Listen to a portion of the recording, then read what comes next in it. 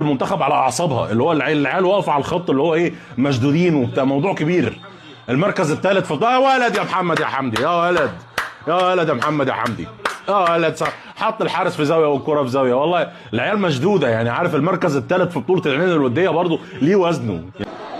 ومصطفى شوبير، مصطفى شوبير، شوبير يا الله، عملاق، ابنه عملاق، يتصدى للركله الترجيحيه الثالثه.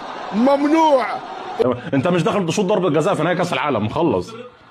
يلا ابو يلا خش ضيع، يمكن بيئه شديده ولا يلا خش ضيع، خش ضيع، يلا يا رجل، يلا مصطفى شوبير، يلا يلا هيعمل نضه الحصان ويضيعها. يا ولد يا ولد يا مصطفى يا شوبير، يا ولد 3 ركلات جزاء صد منهم 2 والثالثه طارت في السماء. تكون قادمه وتسديده، فاريلا يتصدى، اذا يتصدى. ضاعت أسامة فيصل، ضيعها، لكن القصص دي.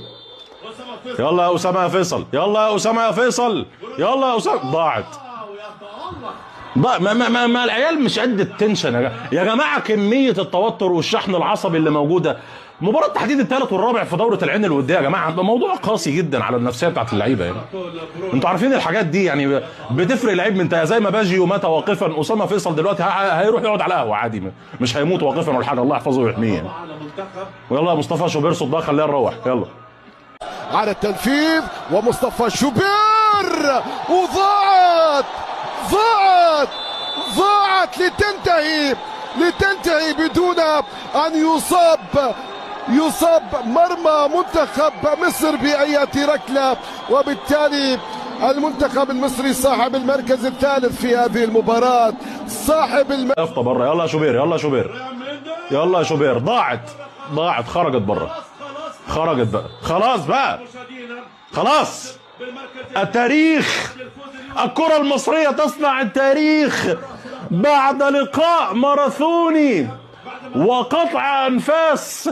يصنع المنتخب المصري بقيادة الكابتن حسام حسن التاريخ، ويحقق المركز الثالث في بطولة دورة العين الإماراتية بالإمارات العربية المتحدة. تاريخ يا رجال والله، وعملوها. بص خلاص، ما حدش يكلمني في الكوره شهرين قدام. مش في ناس قاعده في المدرجات، فجاه في اخر ثلث ساعه في الشوط الثاني في شويه ناس كده مالوا لهم بتاع 150 200 مقعد في الملعب. الظاهر في حد علق يافطه بره قال لهم في سحب على ايفون 17 برو ماكس.